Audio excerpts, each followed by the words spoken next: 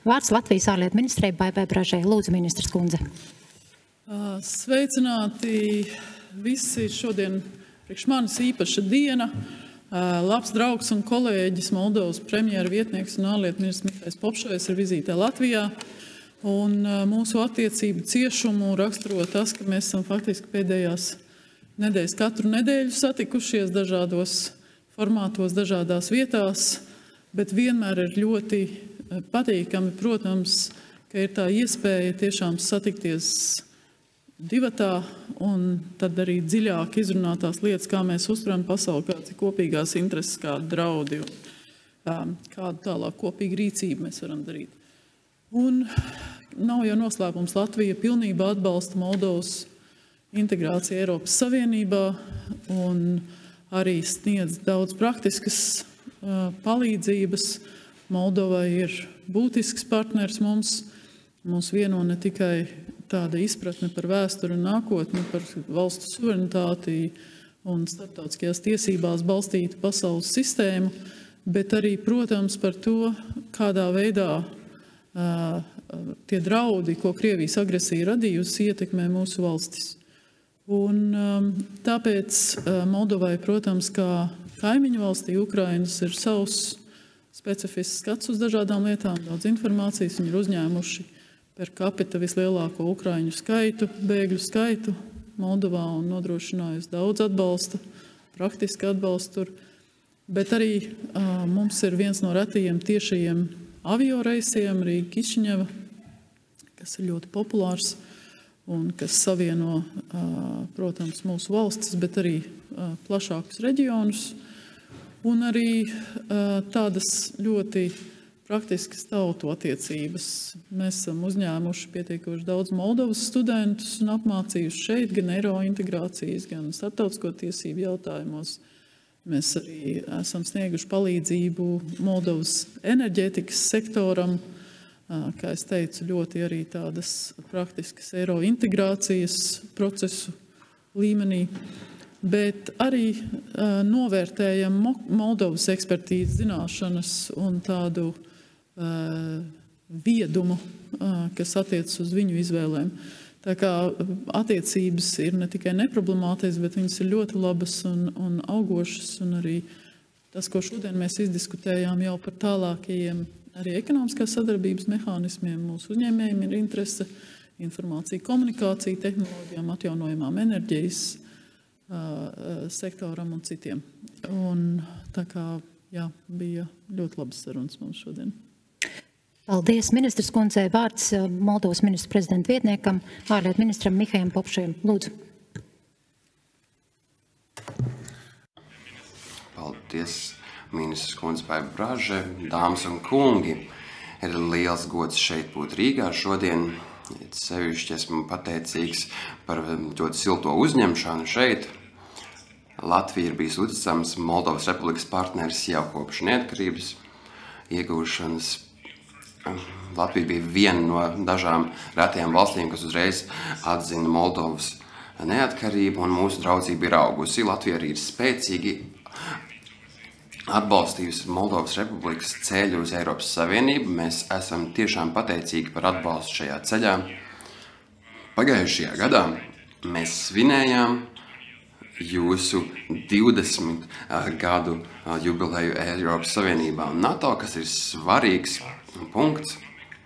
Un noteikti tas ir viens no pamata akmeņiem jūsu ekonomiskajiem un citu veidu panākumiem. Un es noteikti arī ceram kopā turpināt ar jums arī šo ceļu uz Eiropas Savienību.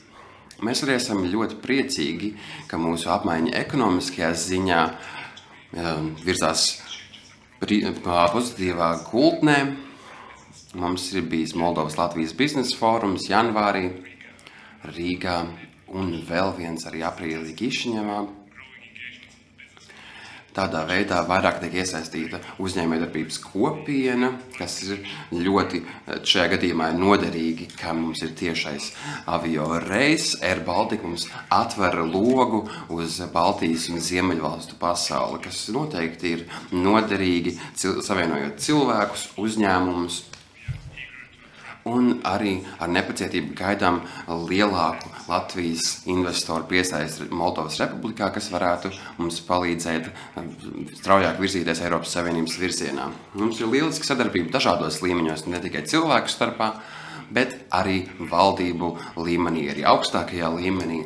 Mēs esam uzņēmuši jūsu prezidentu pagājušajā gadā, un arī Moldovas prezidente tikās nesen ar jūsu premjerministri Eiropas kopienas sanāksmē Tirānā, un tas noteikti ir pierādījums par lielisko draudzības ar mūsu valstīm. Mūsu divpusējās attiecības ir lieliskas, un mēs varam turpināt strādāt, lai vēl vairāk nostiprinātu šos stingros pamatus. Mēs abas valstis esam iesaistījušies stingri arī Ukrainas atbalstā, un ar Latviju mēs esam apņēmušies turpināt atbalstīt mūsu ukraiņu draugus un kaimiņus, viņiem saskaroties ar Krievijas agresijas šausmām. Sadarbība un atbalsts, ko Latvija mums deva arī caur Baltijas valstu padomu, arī tiek augsti novērtēti. Un mēs arī gaidām turpmāk iespēju mācīties no jums un strādāt ar jums, lai varētu nostiprināt Moldovas noturību, cīnoties ar Krievijas dezinformāciju un hibrīdu uzbrukumiem. Šodien arī man bija iespēja apmeklēt dezinformācijas cīnīšanās izcilības centru, un mēs esam ļoti pateicīgi par jūsu visu tehnisko un politisko atbalstu, un mēs to skaidri zinām ar tādiem uzticamiem draugiem kā jums, Latvijas Republiku, arī Moldovas Republika virzīsies uz priekšu, un drīz arī mēs varēsim kopā svinēt Moldovas dalību Eiropas Savienībā. Lielas paldies! Laiks jautājumiem, lūgums stādīties priekšā, pateikt no kura mēdīja un kam vēlties uzdot jautājumus. Lūdzu, Juris Kaža. Yes, my name is Juris. Mani sauc Juris Kaža. Es esmu no EFE. Man ir jautājums abiem ministriem, bet jo sevišķi Moldovas ministram. Rumānijā bija vēlēšanas, kas, es pieņemu, ir svarīgas arī jums, jo viņi ir jūsu brāļi vai brālēni, māsītes, vai vismaz valodiski ļoti tuvu. Kā jūs vērtējat to, vai lietas izskatās labāk jums, ja jūs domājat par iestāšanos Eiropas Savienībā?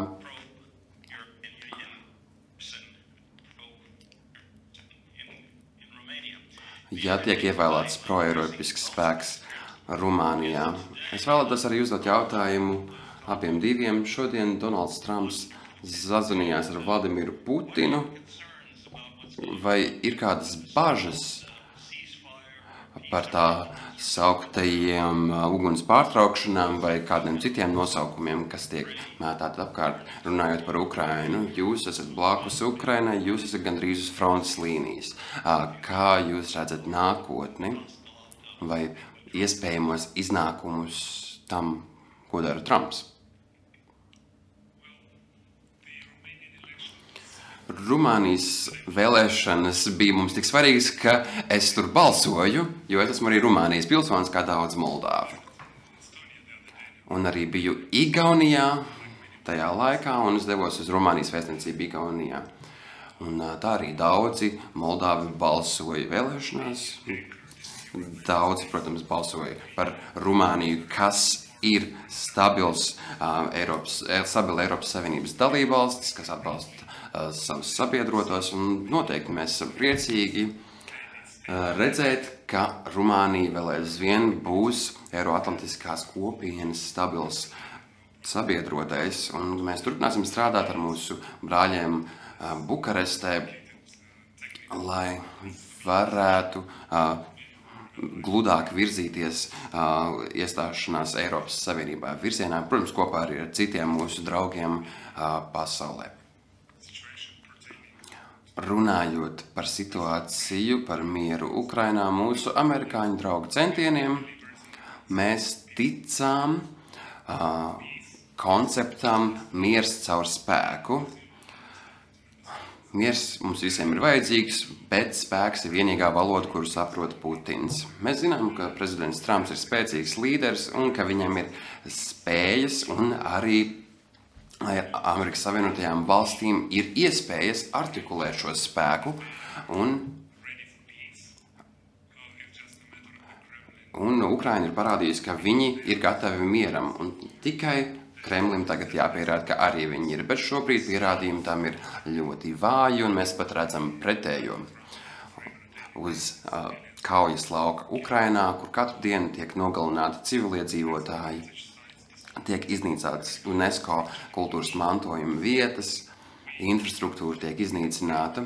Mums ir daudz cerību un ticības, ka mūsu draugi un partneri ASV atradīs veidu, kā projicēt šo spēku, kas viņiem piemīt. Līdz šim un turpmāk mēs varēsim atbalstīt Ukrainu, palīdzot bēgļiem, un mēs arī vēlētos uzslavēt Latviju un citas valstis, kuras sniedz lielu ieguldījumu militārajā atbalstā, finansiālajā atbalstā. Mēs visi esam vienā laivā, un mums ir jānodrošina vislabākais atbalsts, ko mēs spējam, un noteikti Moldova ir apņēmusies to darīt.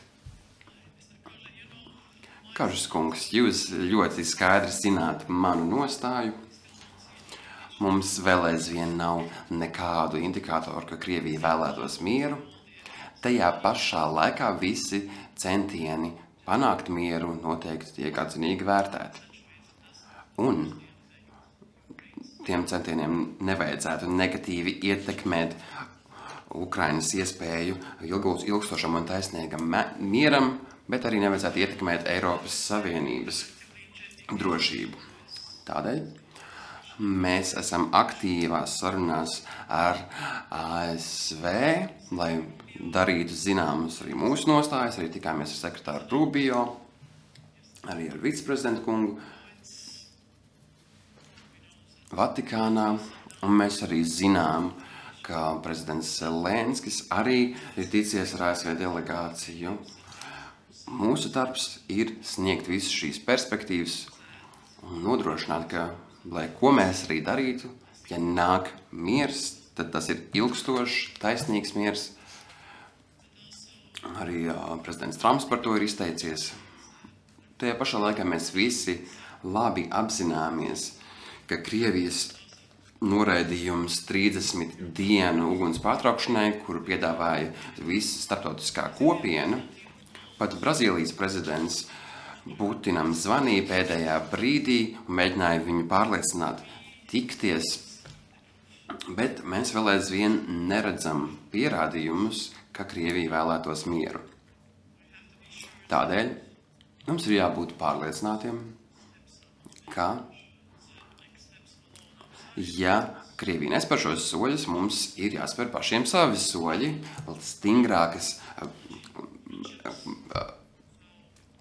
sankciju paketes un cita veida ierobežojumi. Tikai tā mēs varam virzīties uz mieru. Un tā nav Ukrainas vaina, ka nav miera, tā ir Krievijas vaina. Un Krievijas vaināšana ir vistiešākais ceļš uz mieru. Kažas kungs ir mūsu Oskaru vinētāja tēvs. Tā kā viņš noteikti ir arī spēlējis lomu Matīs panākumos. Jā, mēs rādīsim straumi bez maksas Kišiņevā 31. maijā. Tā kā būs bezmaksas seans. Jautājumu nav. We have been so clear. Mēs esam izteikušies skaidri. Jums, ka atnācāt, un visu labu! Paldies! Paldies!